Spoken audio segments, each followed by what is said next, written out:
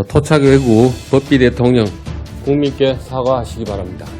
이제 내용도 모르는 청와대 관계자는 좀 나서지 말아주시기 바랍니다.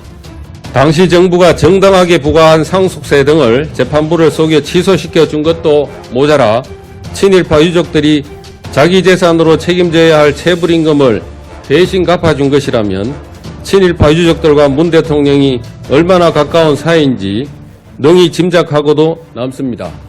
토착외구라는 주장이 틀리지 않은 것 같습니다.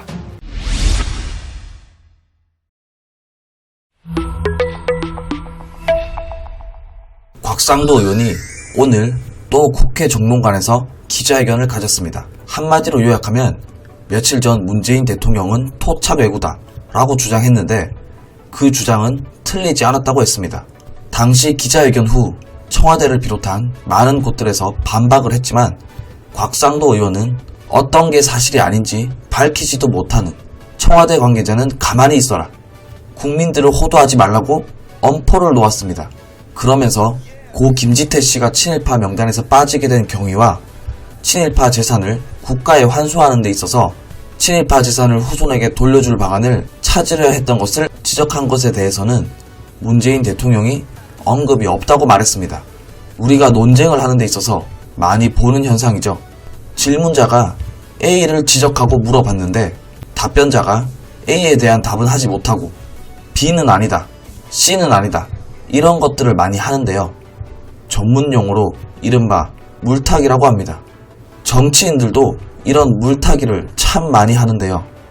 다른 사람도 아니고 대통령인 만큼 곽상도 의원이 지적하고 묻는 것에 대해서 물타기가 아니라 정확하게 반박이나 해명을 해야 하지 않을까요? 자유한국당 대구중구 곽상도 의원입니다. 토착외구 법비 대통령 국민께 사과하시기 바랍니다. 문재인 대통령을 토착외구라고 주장한 데 대해 경향신문을 통해 반박하는 기사가 나왔습니다. 지난 29일 청와대 관계자는 사실에 근거하지 않은 주장, 현 상황에서는 대응할 가치를 못 느낀다고 하더니 어제 대통령이 직접 참모들과의 회의에서 변호사 시절 일화를 회고했다고 합니다. 이제 내용도 모르는 청와대 관계자는 좀 나서지 말아주시기 바랍니다. 어떤 게 사실에 근거하지 않은 것인지 밝히지도 못하면서 어설픈 논평으로 국민을 더 이상 보도하지 말기 바랍니다. 지난 29일 기자회견 통해서 문재인 대통령이 참여정부 시절 청와대 민정수석, 시민사회수석, 대통령 비서실장으로 재직하면서 김지태라는 사람이 친일인사 명단에서 빠지게 된 경위와 친일파 재산을 국가가 환수하도록 되어 있음에도 친일파 후손들에게 돌려줄 방안을 찾으려 했던 것에 대해 지적했는데 이에 대해서는 언급이 없어 유감스럽습니다. 여기에 대해서도 확실한 내용을 밝혀주시기 바랍니다. 오늘은 대통령이 밝힌 변호사 시절 후일담, 즉 친일파 후손들이 제기한 첫째 상속세 117억 원 취소소송, 둘째 법인세 50억 원대 취소소송의 전말에 대해서 좀 더 구체적으로 말씀드리겠습니다. 1982년 김지태가 사망하고 117억 원 상당의 상속세가 부과되었는데 상속세 취소 소송을 하면서 김지태 유족들은 김지태 생전에 법인에 정리한 것이라고 유언정서를 조작해서 법원에 제출하고 김지태 후처는 집안을 살리기 위한 일이라는 부탁을 받고 위정하였으며 법률가들이 아니면 생각하기 어려운 자백간주 판결까지 제출하여 상속세 117억 원이 취소되게 된 것입니다. 이러한 증거서류 제출과 위정 등을 유족들의 위임을 받은 노무현 전 대통령과 문재인 현 대통령이 공동 소송 대리하였습니다.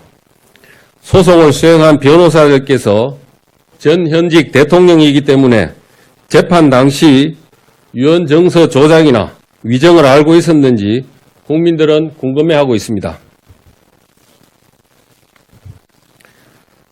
법인세 취소 소송 역시 유정이냐 상속이냐가 쟁점이 된 것으로 이 두 분이 소송을 대리하였다고 합니다. 노무현 전 대통령은 이 상속세 소송을 수행하고 당시 돈으로 수임료 2천만 원과 성공보수 4천만 원, 총 6천만 원을 받았다고 했습니다.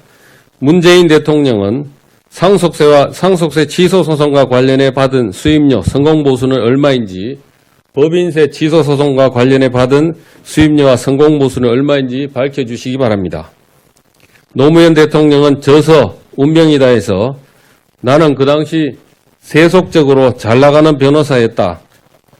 돈도 꽤 잘 벌었다. 법조계의 나쁜 관행과도 적당하게 타협하고 있었다고 했습니다.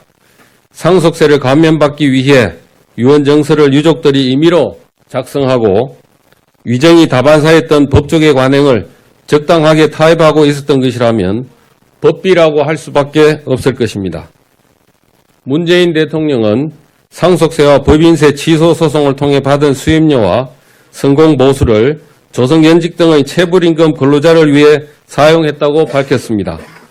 노무현 대통령과 별도로 받은 것인지 이 가운데 얼마를 체불임금 근로자를 위해 사용했는지 밝히시기 바랍니다.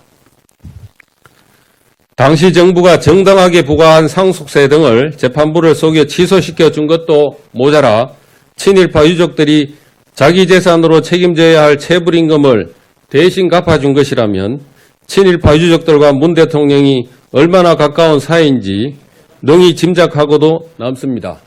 김지태 유족들은 상속받은 재산이 있어서 훗날 재산 다툼과 송사를 벌이는데 대신 체불임금을 갚아준다는 것도 난센스입니다.